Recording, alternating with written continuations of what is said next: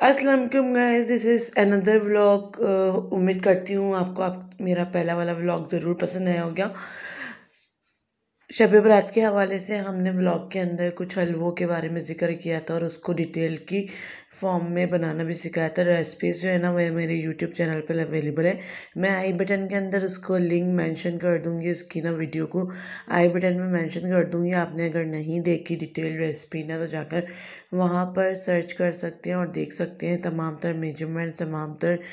Recipe के बारे में जितनी भी इंफॉर्मेशन है ना वो आपको उधर अवेलेबल हो जाएगी। और यहाँ पर जनाब आज बात कर लेते हैं शब बरात के हवाले से, शब बरात की बरकतें रहमतों के हवाले से। अल्लाह ताला ने दीन और दुनिया में भलाई के लिए ना कुछ ऐसे अय्याम मुकर्रर कर दिए हैं जिसके अंदर अगर आप इबादत करें, जिसके अंदर अगर आप अल्लाह ताला के हुजूर अपनी तौबा की दरख्वास्त करें तो अल्लाह ताला आपको माफ़ कर देता है। इसके अलावा भी ना अगर आप चाहें तो साला साल पूरी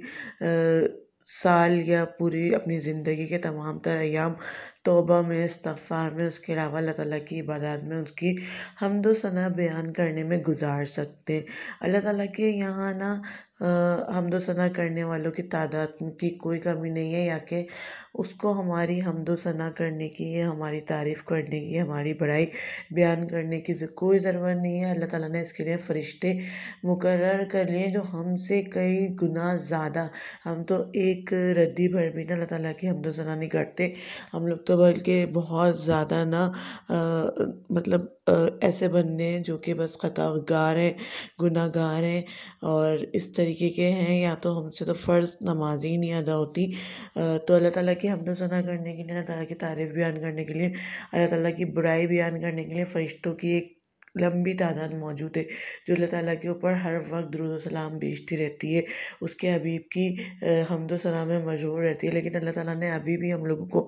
वक्त दिया हुआ है, अल्लाह ताला ने अभी भी हम लोगों को मौका दिया हुआ है कि हम लोग संभल जाएं, सुधर जाएं और अपने रब की बारगाह में, अपने रब के हुजूर, अपने रब की तरफ लौट आएँ और तौबा कर लें और अपने ना ख़ताओं को, अपने गुनाहों को ना बख्शवा लें। तो ये जो रातें होती हैं, ये इबादत की रातें होती हैं और अल्लाह ताला ना इससे भी बेहतर हम लोगों को मुत्तकी और परहेज़गार बनाने के लिए दर्स देते हैं कि आप है ना संभल के चलो, हर चीज़ के बारे में ना आप इक़्तिदार पसंद होके चलो यार। अपना आपको ना अपने ऐसा रखना है कि किसी से कोई गलत बात नहीं कहनी, किसी की दिल आज़ारी नहीं करनी, किसी की ना अपने छोटे छोटे कामों से ना किसी के दिल को नहीं दुखाना, या अपने किसी ऐसे लहजे को इस्तेमाल नहीं करना जिससे दूसरों को ना ठेस पहुँचे, या फिर कोई ऐसा अमल नहीं करना जो कि दूसरा जो है ना इस बात को सोचने के लिए मुतवज्जो हो जाए कि हालांकि ये बंदा मेरे साथ ही क्यों ऐसा बिहेव करता है।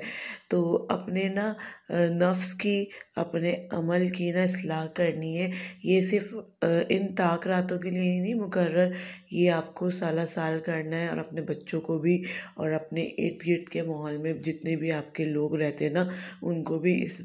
बारे में आगाही देनी है और इस बारे पर आमादा करना है, इस बारे में इस लिहाज से आमादा करना है कि आपने भी ना कभी कोई बुराई वाला काम नहीं करना है। अगर आपने कुछ देखा है सही गलत करते हुए किसी को भी, तो आपने सही को सही कहना है और गलत को गलत तयन करना है। क्योंकि कुछ लोग होते हैं ना कि हमारे इर्द गिर्द कुछ काम हो रहा होता है, गलत भी हो रहा होता है, तो उस पर भी ना गर्दन हिला देते हैं, उसको भी चुपचाप एक्सेप्ट कर लेते हैं। तो माशरे में बुराइयाँ ना दिन ब दिन बढ़ती जाती हैं। तो हमें ना इस बात पे भी हम ज़रा गौर व फिक्र करना है। तो बच्चों के साथ थे तो सोचा कि चलो हलवों की रेसिपी भी आपके साथ शेयर कर देते और फिर इबादत के लिहाज से भी थोड़ी सी आगाही दे देते कि ये सिर्फ ताक रातों तक ये बुनता ही नहीं है। आपको जितना आपसे हो सके आप अल्लाह ताला की हम्द व सना करते रहें। आप अगर नमाज में सुस्ती दिखाते हैं तो कोशिश करें कुछ ना कुछ विर्द करते रहें, अल्लाह ताला की हम्द व सना करते रहें, कुछ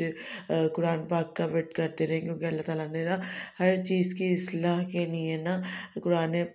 करीम, कुरान हकीम को हमें हमारे पास नाज़िल कर दिया है, जो हम बुराइयों से बच सकते हैं, उससे इस्लाह ले सकते हैं और अपने आप को भटकने से और अपने आप को ना बुराई की तरफ जाने से रोक सकते हैं। और जनाब बहुत ही मज़ा आया शब बरात में जो है ना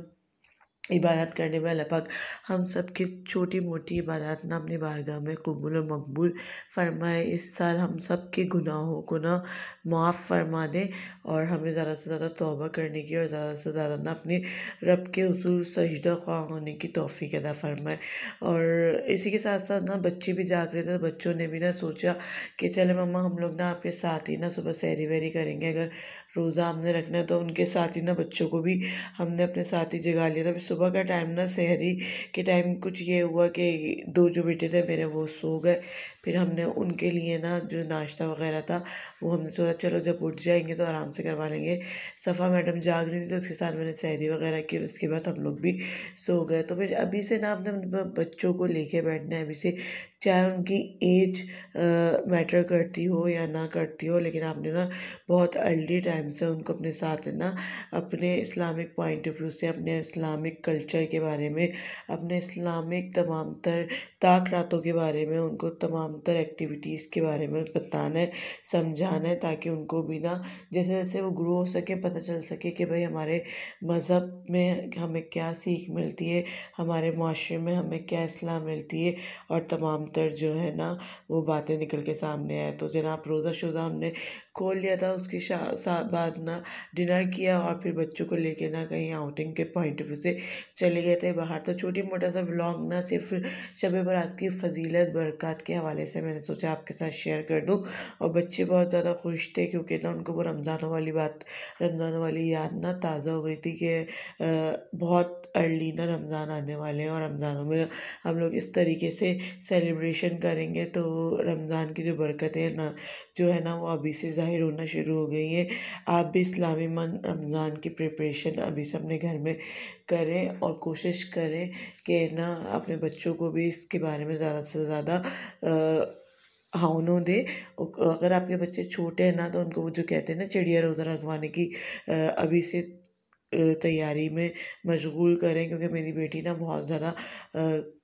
करती है कि ज़िद के मम्मा मैं रख लेती हूँ, लेकिन मैं रखने नहीं देती। लेकिन इस साल इंशाल्लाह कोशिश करेंगे कि हम उनको ना